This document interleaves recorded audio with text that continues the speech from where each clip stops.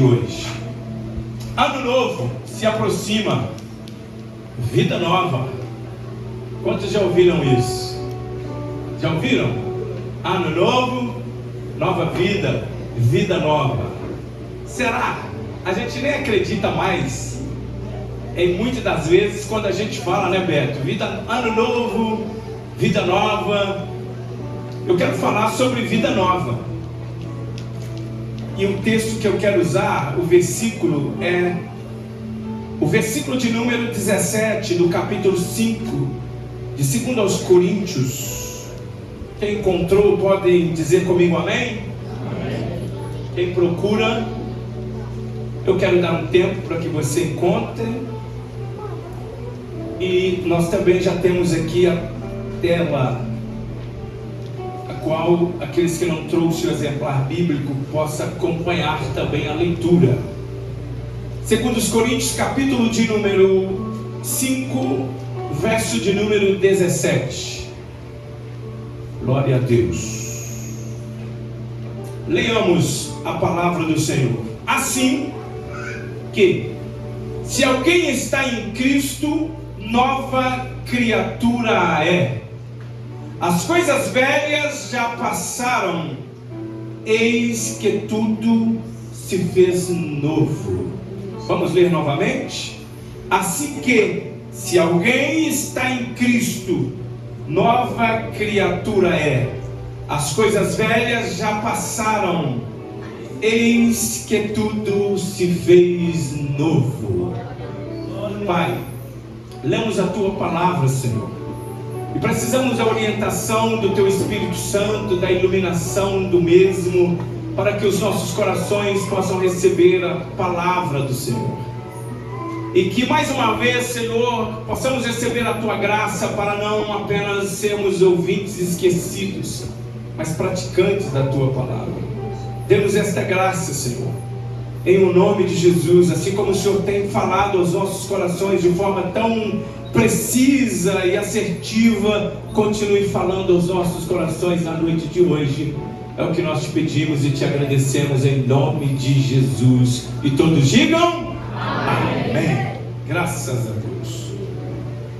Queridos irmãos, muitas das vezes eu fui um destes protagonistas, arauto desta frase: ano novo, vida nova. E muitas das vezes, quando nós ouvimos isso, nós temos dificuldade, Samuel, de acreditar que realmente será vida nova. Porque às vezes nós mesmos dizemos ano novo, vida nova, novos hábitos. O presbítero Gessimar disse aqui a respeito de alguns propósitos que a gente faz. Olha, eu vou cuidar mais da saúde, mas quando passa alguns dias a gente percebe que estamos longe disso. Porque a gente vai vivendo e criando hábitos, irmãos, e não é fácil para se livrar de hábitos ou de criar hábitos. Mas o Espírito Santo me trouxe o desejo de falar sobre vida nova. Porque o Espírito Santo tem esse poder de nos trazer vida nova. De nós mesmos somos incapazes, mas o Espírito Santo nos foi dado. Antes que o Senhor subisse ao céu, Ele prometeu que iria, mas enviaria o Consolador para estar conosco todos os dias, até a consumação dos séculos.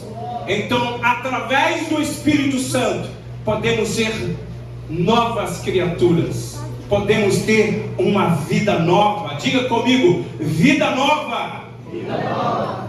Irmãos, a segunda carta que o apóstolo Paulo escreve à igreja aos Coríntios, provavelmente ele estava na Macedônia, e aquela igreja que recebera a segunda carta do apóstolo Paulo foi uma igreja marcada com divisões, com problemas de ordem moral, com desordem no culto. Uma igreja que questionou a autoridade apostólica do apóstolo Paulo.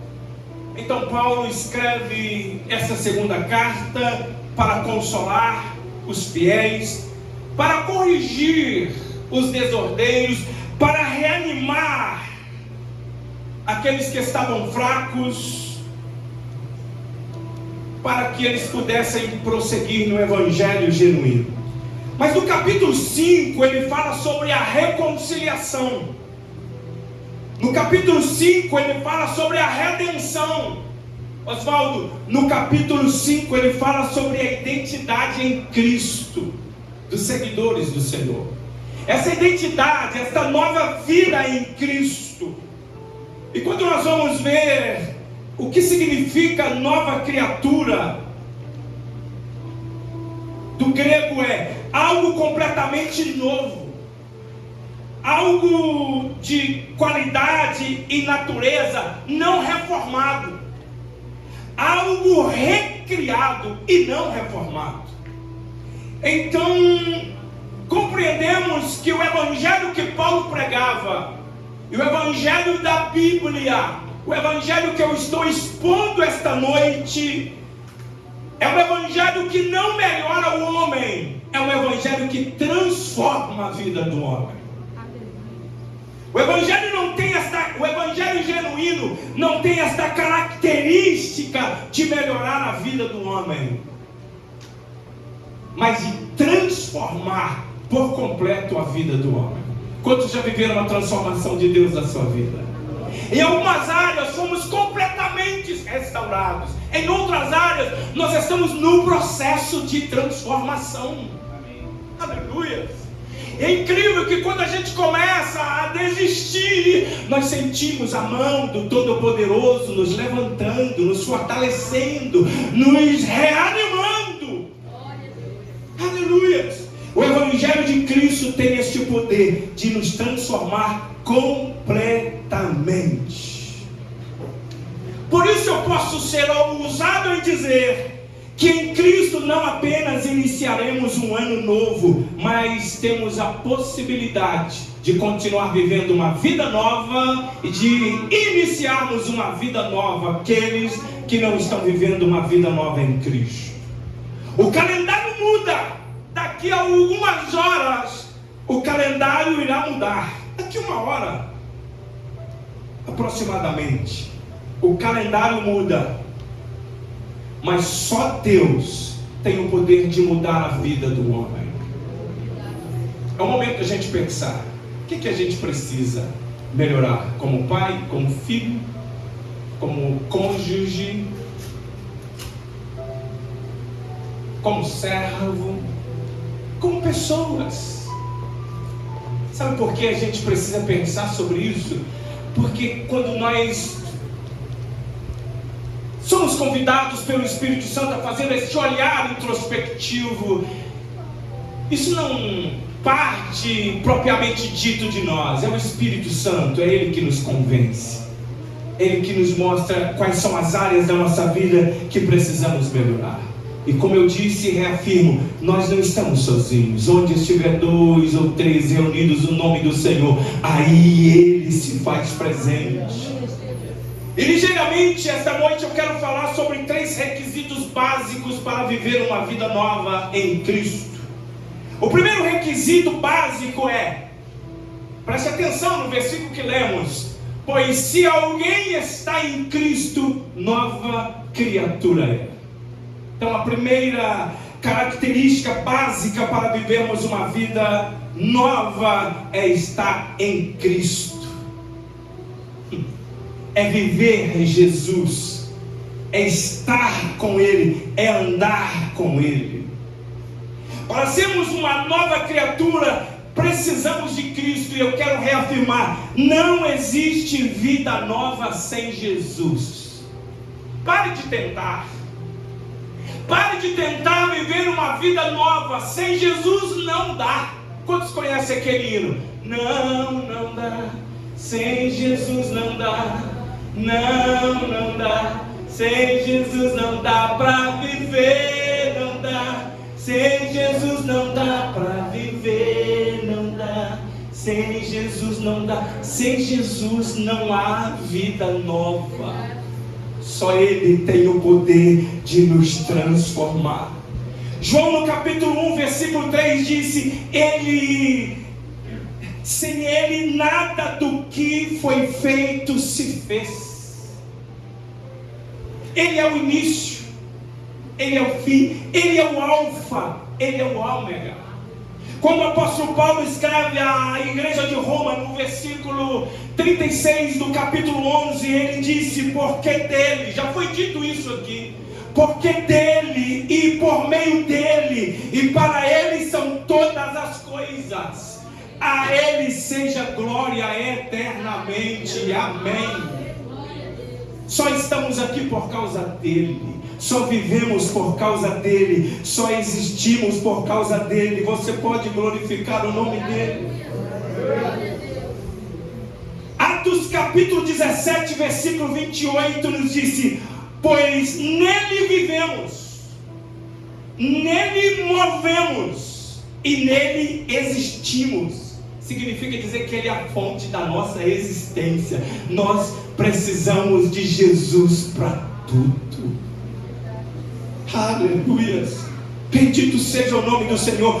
Precisamos de Jesus para tudo. Há uma promessa na palavra do Senhor.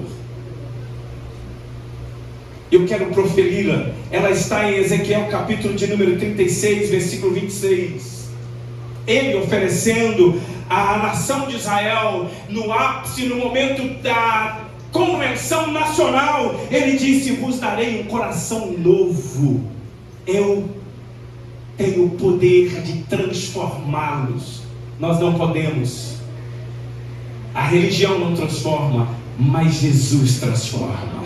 Um coração que transparece e externaliza ações não para apresentar alguém, mas como fruto de um coração transformado, de uma vida nova, cujas ações externalizadas passam a glorificar e exaltar o nome do Senhor. É isso que Deus promete para nós. Eu quero citar o que Paulo, escrevendo à igreja da Galácia, no capítulo 2, aos Gálatas, versículo 20, ele disse: já não vivo eu, mas Cristo vive em mim. Paulo está dizendo: viver com Jesus não é uma religião, viver com Jesus é um estilo de vida. Oh, aleluia! É Jesus em casa, é Jesus no trabalho, é Jesus no trânsito, é Jesus na faculdade, é Jesus na igreja. Aqui, irmãos, é uma extensão do nosso relacionamento com Ele. Olha que extraordinário! Cristianismo é um estilo de vida. Então logo entendemos que a mudança verdadeira não é um comportamento forçado, é fruto de estar ligado com Jesus. Aquele que está em Cristo, nova criatura é. E a pergunta é: será que em todos os espaços da nossa vida, se a gente for procurar minuciosamente, Jesus está presente em todas as esferas da nossa vida? Jesus está em nossos relacionamentos familiares, conjugal, profissional. Ele está em todas as esferas da nossa vida, nos fazendo viver e sermos um estilo de vida e nos fazendo sentir realizados nele. Presbítero Gessimar, algo na minha mente, algo na minha compreensão que me faz tentar compreender um pouco o coração de Simeão. Lucas capítulo de número 2, versículo 29 e versículo 30. Lá estava Simeão com o menino Jesus no templo para apresentá-lo. Todos conhecem a história. Quando Simeão pega Jesus nos braços e levanta ao céu, ele disse: Senhor, despede o teu servo em paz, pode me levar, porque os meus olhos já viram a tua salvação. Sabe o que Simeão externaliza aqui? Já que eu encontrei ele, já que os meus olhos viram-o, a vida que já não faz mais sentido para mim. Ele é tudo que eu precisava. Aleluia. Jesus precisa ser compreendido pelos nossos corações e pela nossa vida como a suficiência, como aquilo que nós precisamos. E sem Ele, nada faz sentido. Sem Ele, a vida não tem cor. Sem Ele, não há realização, não há prazer contínuo. Sem Ele, a vida é incompleta. Mas nós estamos vivendo uma geração que valoriza e prioriza mais as coisas e as bênçãos do abençoador do que o próprio Cristo, que morreu por nós e se entregou por nós na cruz do Calvário. Hoje o Espírito Santo nos convida a vivermos uma vida nova e transformada por Ele. Hoje o Espírito Santo nos convida a olhar para Jesus e encontrar toda a suficiência nele. Quantos podem dizer amém? Amém. Ano novo só será novo se o coração for novo. Pastor, essa palavra está realmente confrontante, mas eu vou repetir. Ano novo só será realmente novo se o coração for novo. E Jesus está aqui. Mais uma vez, através do seu Espírito, eu quero frisar isso. O Espírito Santo está aqui para nos oferecer uma vida nova, transformada por Jesus. Não adianta a agenda nova com o mesmo velho eu.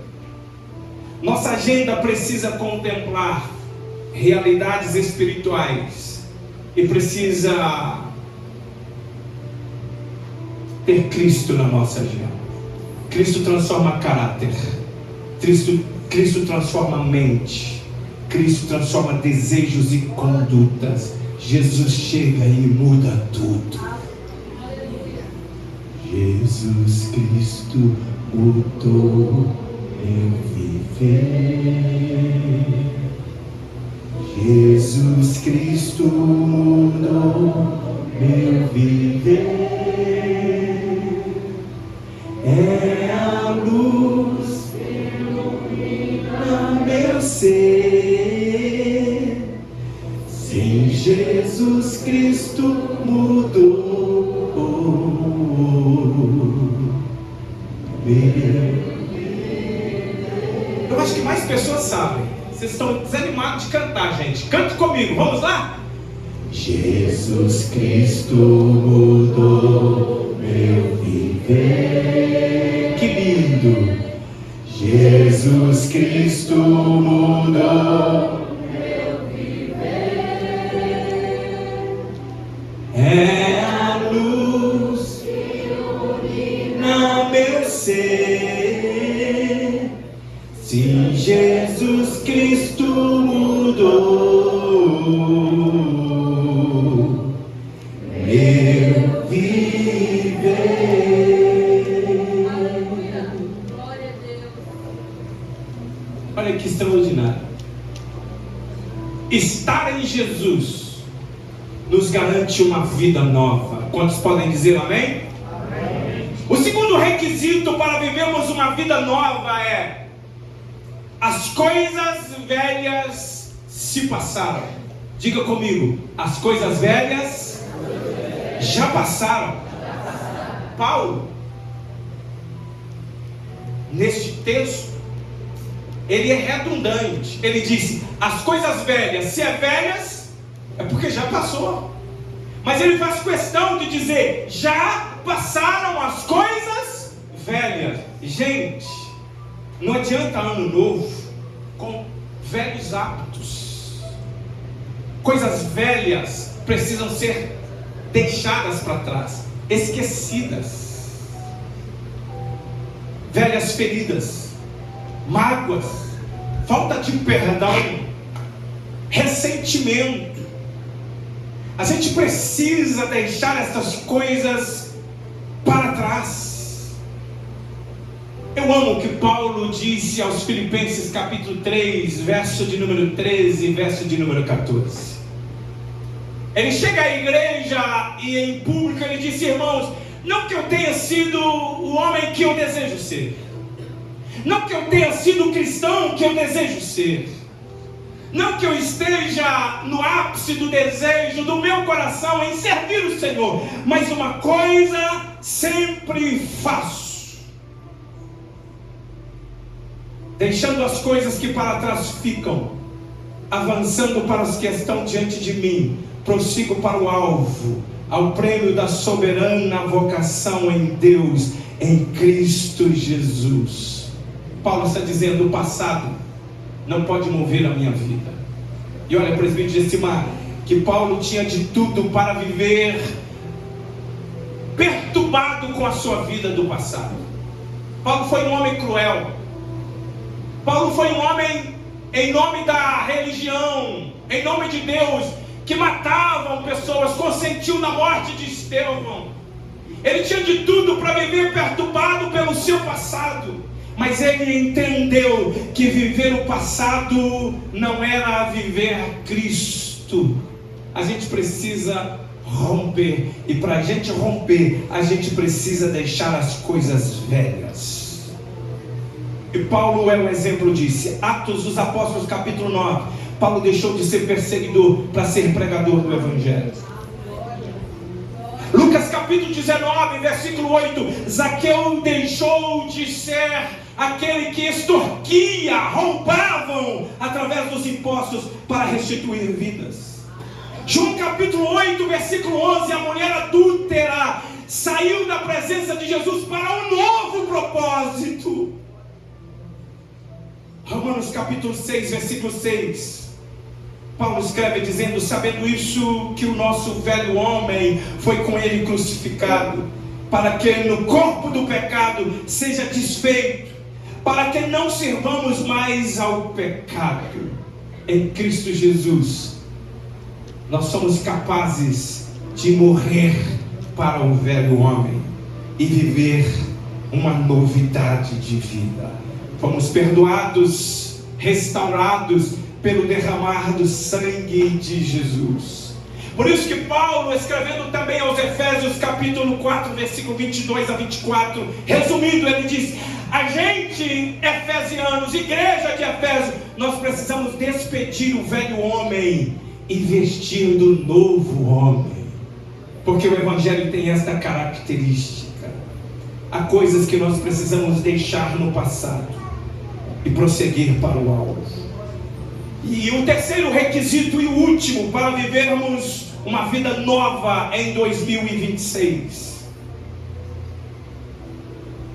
é viver no propósito que Deus tem para nós. Eis que tudo se fez novo. Deus tem uma promessa de vida nova para a gente. Pastor, o que é vida nova? É uma vida perfeita? Não, uma vida nova não é uma vida perfeita, somos humanos. Uma vida nova, uma nova vida, é vida com Cristo no centro da vida. Vocês estão ouvindo isso? Uma vida nova é vida com Cristo no centro da vida. Deixa Deus tomar o controle das nossas emoções. Deixa Ele guiar e direcionar as nossas vidas. 2 Coríntios capítulo 5, versículo 15. Tem um lembrete de Paulo aqui para nos animar. Porque de nós mesmos a gente não consegue, presbítero Gessimar. Robson, a gente não consegue. Mas Paulo, ele reafirma esse sacrifício de Cristo, dizendo: Ele morreu por todos, para que os que vivem não vivam mais para si mesmo, mas para aquele que por ele morreu e ressuscitou. A morte e ressurreição de Cristo nos possibilita um novo viver. Por isso, se já ressuscitastes com Cristo, buscai as coisas que são de cima e não as coisas que são da terra, porque já estáis mortos e a vossa vida está escondida em Cristo, nosso Senhor. Aleluias! E eu quero aqui terminar com alguns conselhos para termos uma nova vida com Cristo, além desses requisitos: estar em Cristo, deixar as coisas que já passaram e aceitar a viver o propósito de Deus para a nossa vida. Nós precisamos compreender que para vivermos uma vida ativa e espiritual e aceitarmos este novo de Deus e estarmos em Cristo, termos esta conexão, a gente precisa de mais oração. Se você concorda comigo, vai dizendo amém. A gente precisa de mais oração, mais Bíblia, mais comunhão, mais engajamento no reino de Deus, mais santidade, mais pureza, mais perdão. Aleluia! Quem vive com propósito vive engajado com as armas espirituais. E aqui eu quero deixar um desafio para o novo ano. Por causa do meu tempo, estou resumindo bastante. Desafios para o novo ano: começar o ano perdoando e sendo perdoado. Começar o ano reacendendo a chama espiritual. Começar o ano trocando as preocupações por confiar mais em Deus. Começar o ano servindo mais e reclamando menos. Começar o ano sendo luz e testemunha de um Cristo vivo e verdadeiro. Começar o ano entregando a vida completamente nas mãos do Senhor. Porque hoje, irmãos, o mundo está celebrando um ano novo, mas só Cristo nos faz capaz de celebrar uma nova vida, uma nova história. Então eu quero declarar que onde havia culpa, Jesus é poderoso para passar o bálsamo do perdão e da justificação. Onde havia fracasso, Ele é poderoso para trazer a esperança, soprar o vento da esperança em nosso coração. Onde havia prisões que nos prendiam e nos escravizavam, Ele declara liberdade. Há liberdade em Cristo Jesus. Se nós queremos viver realmente um ano novo de verdade, precisamos começar uma vida nova em Cristo Jesus. Vamos de pé, celebrarmos a ceia do Senhor. Como é corrido o tempo. Quero chamar o presbitério ao altar do Senhor. Queremos celebrar a ceia do Senhor, porque daqui a pouquinho já estaremos celebrando a virada. E nós precisamos